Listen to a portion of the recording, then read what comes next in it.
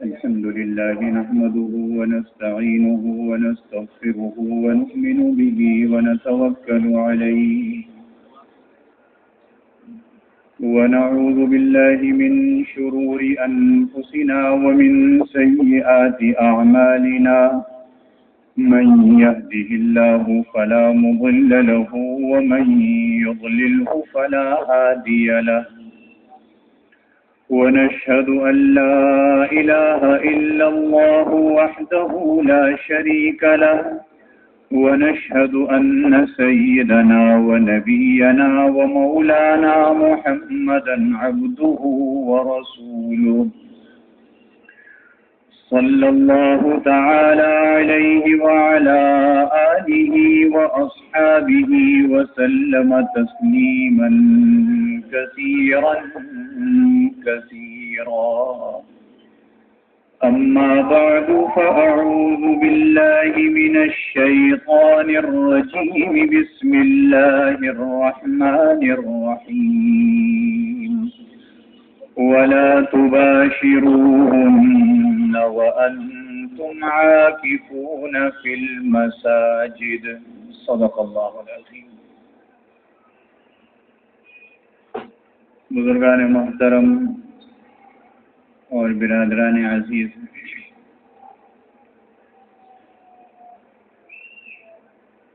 رمضان المبارک کا ایک بہت بڑا حصہ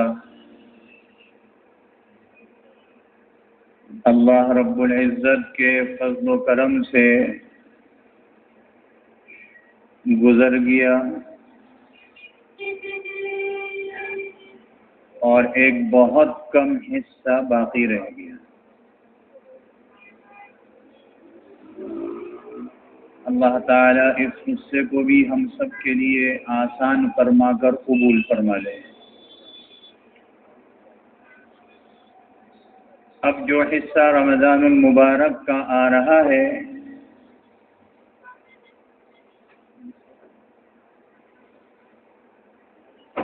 جو اتوار کے دن غروب آفتاب سے شروع ہوگا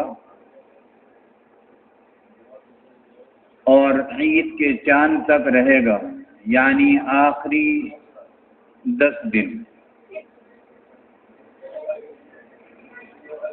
یہ وہ حصہ ہے کہ جس کے لیے جناب رسول اللہ صلی اللہ علیہ وسلم نے پورے رمضان کی محنت فرمائی اور اس محنت کرنے کے بعد، مشقت اٹھانے کے بعد اپنی امت کو یہ بات سمجھائی کہ لیلۃ القدر آخر کے ان 10 راتوں میں ہوتی ہے. پہلے 10 دن کا اعتکاف فرمایا، دوسرے سال دوسرے 10 دن کا اعتکاف فرمایا، اور پھر اس کے بعد آخر کے 10 دنوں کا اعتکاف فرمایا کرتے تھے. اور جب آخر کے 10 دنوں کا اعتکاف فرمایا تو اس میں یہ لیلۃ القدر ظاہر ہوئی. یہ اعتکاف جو معتکف کے لیے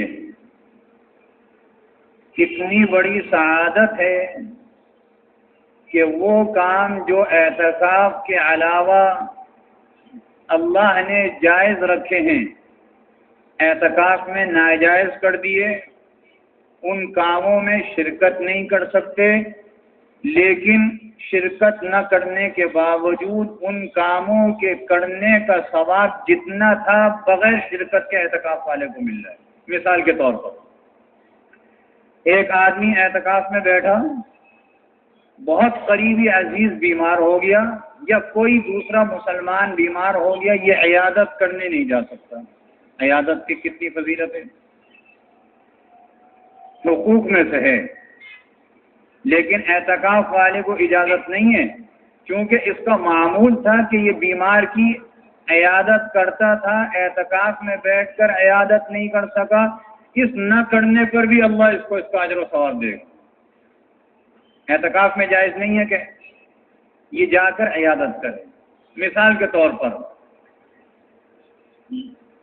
کسی عزیز کے جنازے میں شرکت نہیں کر سکتا، اس مسجد میں آ جائے، اور جس طریقے سے آج کل یہ ایک سہولت ہو گئی کہ جنازہ آگے رکھ دیتے ہیں، مسجد میں نمازی کھڑے ہو جاتے ہیں، یہ شریف ہو گیا تو ٹھیک، لیکن یہ چاہے کہ اس کا جنازہ فلانی مسجد میں اعتکاف سے وہاں چلے جاؤں، نہیں جا سکتا، الا یہ کہ اس کا بہت ہی قریبی عزیز ہو، والد ہو، والدہ ہو، بھائی ہو، تو مسجد سے اعتکاف کی حالت میں اس صورت میں نکل سکتا ہے کہ اپنے اوپر ایسی چادر ڈالے کہ پہچانا نہ جائے، کسی سے بلا ضرورت بات نہ کرے، اس کی جنازے کی نماز کے بالکل عین وقت پر پہنچے، جنازہ پڑھے، واپس آ جائے، قبرستان نہیں جا سکتا، ثواب اس کو سارا مل رہا ہے۔ یہ اعتکاف اللہ رب العزت نے ایسا رکھا ہے، حدیث شریف میں آتا ہے، جناب رسول اللہ صلی اللہ علیہ وسلم نے ارشاد فرمایا کہ جو آدمی خلوص نیت کے ساتھ، کیا مطلب خلوص نیت؟ مطلب یہ ہے صرف اللہ کے لیے اعتکاف کرتا ہے ایک دن کا،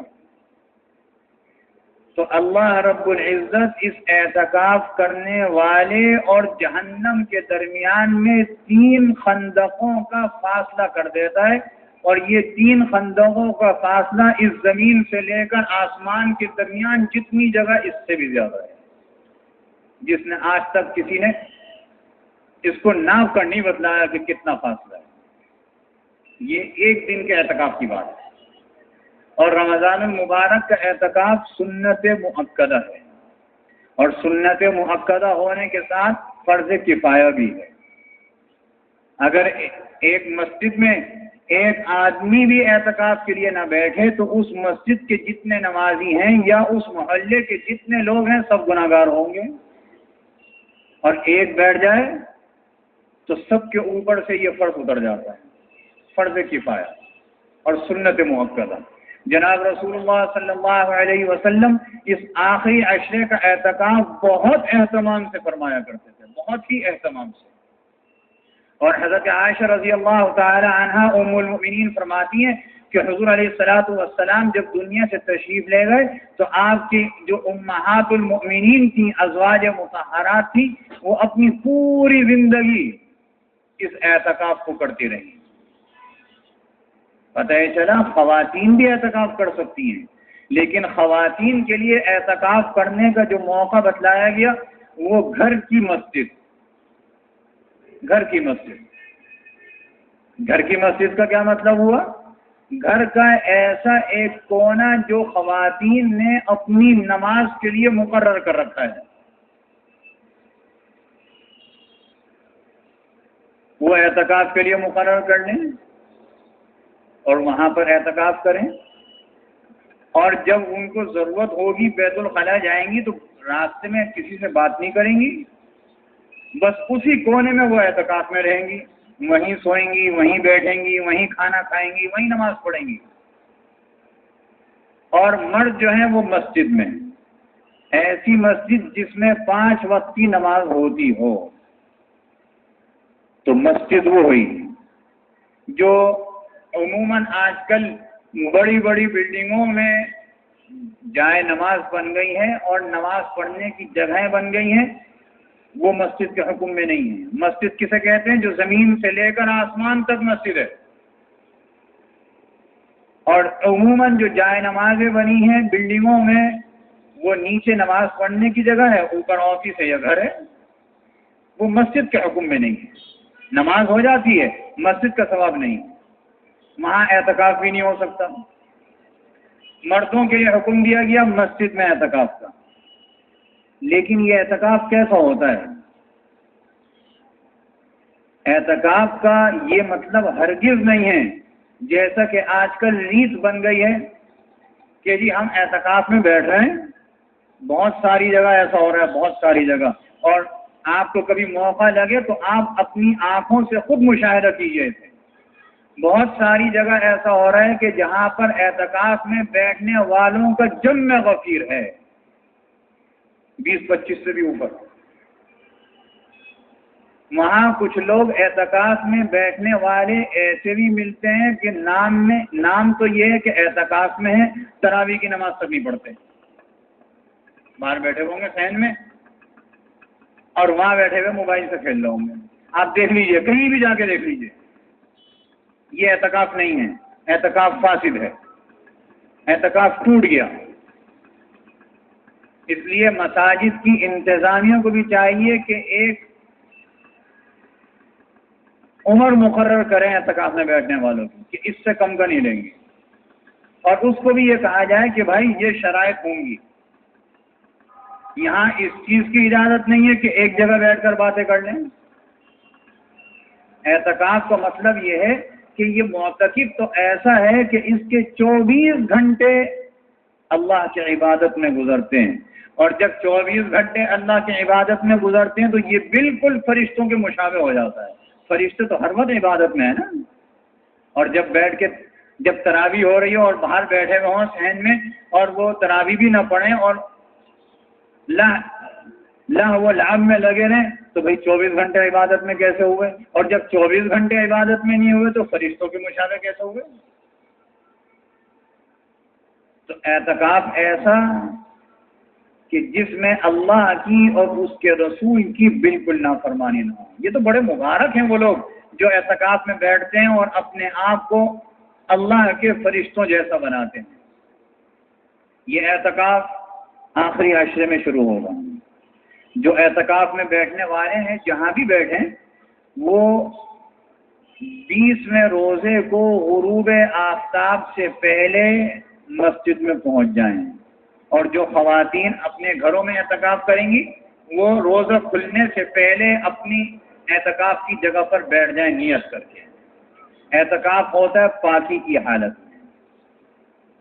ایسی خواتین کہ جن کو ماہانہ مجبوری شروع ہو جائے ان کا اعتکاف نہیں ہوگا،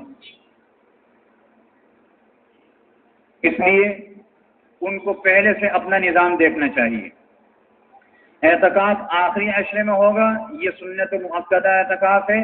جس وقت عید کے چاند کی رویت کی خبر آئے گی اس وقت یہ اعتکاف ختم ہو جائے گا.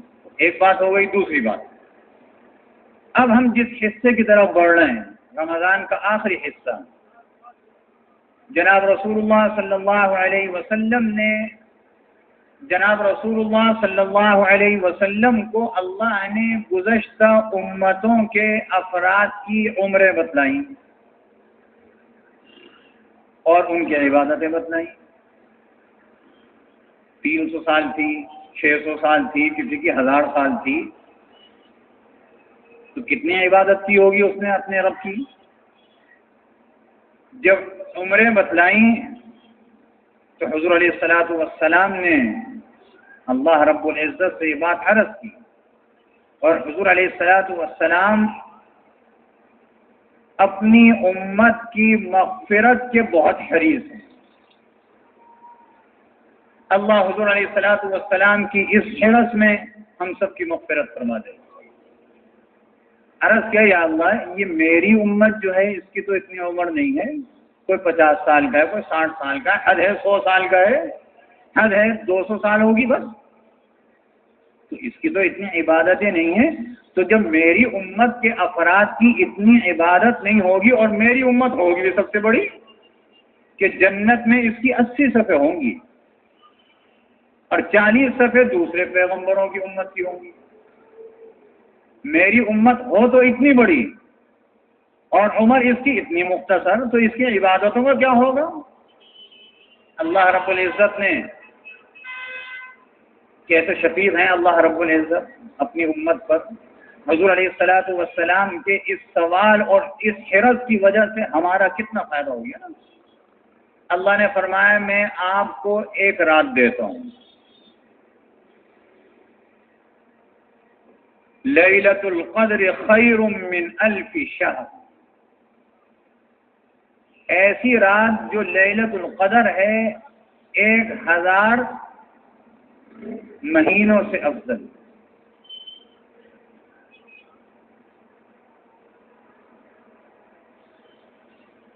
تو یہ کتنے ہوئے؟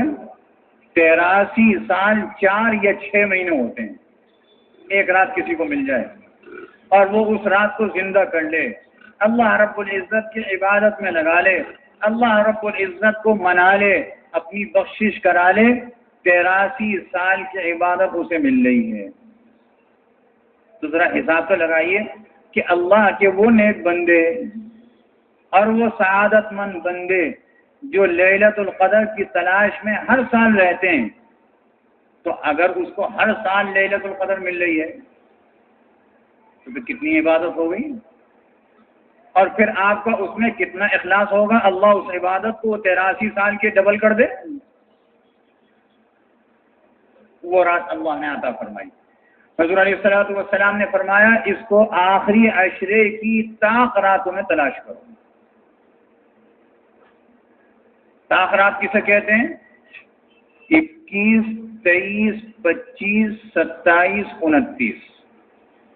یہ تلاش کرنا تمہارا کام ہے, بتایا نہیں جاتا کہ کون سی.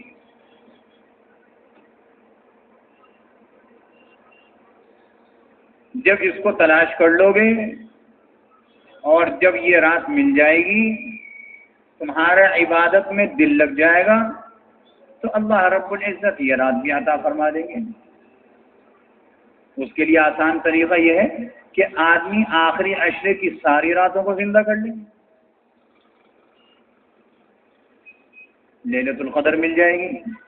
اور جب لیلۃ القدر مل جائے گی تو اتنی بڑی عبادت مل جائے گی جو 83 سال کے برابر ہو.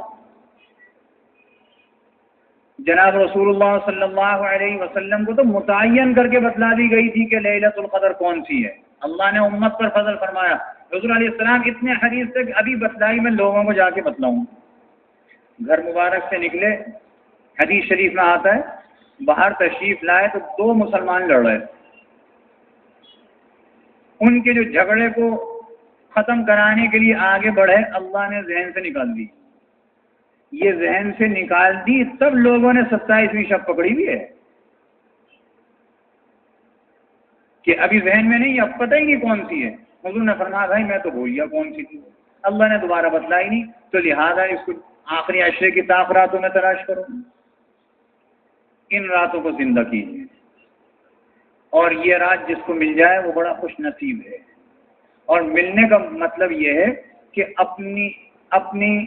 اپنا رجوع اللہ کی طرف کیا جائے. ہم نے ایک عجیب مسئلہ بنا لیا نا, کہتے ہیں وہ طاق راتوں میں ہر مسجد میں بیان ہوا کرے. اچھا پھر کیا ہوگا؟ ابھی اتنے سارے بیان ہو رہے ہیں تو اس کا کون سا اثر ہو رہا ہے؟ وہ ایک رات کا کیا اثر ہوگا؟ وہ بیان سنتے ہیں, سننے کے بعد سب کتر بتر, وہ اپنے گھر میں اپنے گھر, نیند آ گئی تو سو گیا. رمضان المبارک میرا بس نہیں چلتا جمعے کا بیان بھی نہ کروں رمضان میں, لیکن اب جمعے کے لیے تو ایک پہلے سے معمول ہے نا 11 مہینہ کا, بس وہی میں اس میں اضافہ کرنے کے بھی وہ نہیں, 5 منٹ اور کم کر دوں. لیکن یہ عجیب مسئلہ ہے, کسی کا قرآن ختم ہو رہا ہے, کہہ رہا بیان کر دو. ارے بھائی کیوں بیان کر دیں؟ یہ 11 مہینے جو بیان سنے تھے یہ کس کام کے؟ اس بیان کے وقت کو آپ تلاوت قرآن میں لگائیے, تلاوت قرآن کی کثرت ہو. یہ تو قرآن کا مہینہ ہے, قرآن کی عظمت رمضان کی وجہ سے ہے یا رمضان کی عظمت قرآن کی وجہ سے, دونوں کا چولی دامن کا ساتھ ہے. اس لیے ان راتوں کو زندہ کیجیے, اور زندہ اس طریقے سے کہ اللہ کی عبادت میں مشغول ہوئیے. جو عبادت ہو جس میں دل لگے اس میں وہ عبادت کیجیے, اپنے رب کو منائیے. اور حضور علیہ الصلوۃ والسلام نے تو یہاں تک فرمایا کہ رمضان کا مہینہ آیا اور اس نے اپنی مغفرت نہیں کرائی, بڑا بدبخت ہے وہ شخص, بڑا بدبخت. یہ حضرت جبریل امین نے فرمایا, اور حضرت جبریل امین نے یہ بددعا دی کہ اللہ اس کو تباہ و برباد کرے. حضور علیہ الصلوۃ والسلام نے ان کی بددعا پر آمین کہی. بھلا بتائیے, دعا کرنے والا سید الملائکہ ہو, آمین کہنے والا سید المرسلین ہو, اور وہ ایسی دائیں چلی جائے گی. اس لیے ہمیں اپنی مغفرت کرانی چاہیے. ہم گناہوں میں اتنے ڈوبے ہوئے ہیں کہ کوئی شخص یہ نہیں کہہ سکتا کہ میرے ذمہ میں کوئی گناہ نہیں. کوئی نہیں کہہ سکتا. وہ جانتا ہے یا اللہ جانتا ہے. اس لیے اللہ رب العزت سے اپنے آپ کو معاف کرا لینا چاہیے. اور یہ بڑا بہترین موقع ہے. اللہ رب العزت خصوصیت کے ساتھ متوجہ ہیں. اللہ رب العزت ہم سب کو عمل کی توفیق عطا فرمائے. قرآن مجید کی تلاوت کی کثرت اور قرآن مجید کے ساتھ شغف، یہ ہمارے اکابر کا بھی طریقہ رہا ہے، صحابہ کرام کا بھی طریقہ رہا ہے رضی اللہ عنہم اجمعین.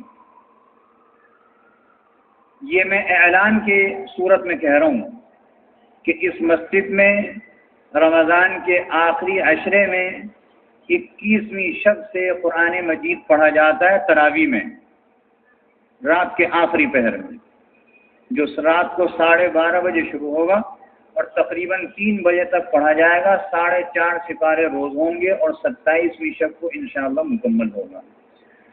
اگر کسی کا قرآن مجید رہ گیا ہو تو وہ اس میں شرکت کر کے اپنے قرآن مجید کو سن سکتا ہے، تاکہ رمضان میں ایک قرآن مجید سننے کا جو سنت مؤکدہ کا ثواب ہے وہ اللہ رب العزت عطا فرما دے. یا قرآن مجید مزید سننا چاہتا ہو تو وہ بھی شرکت کر سکتا ہے.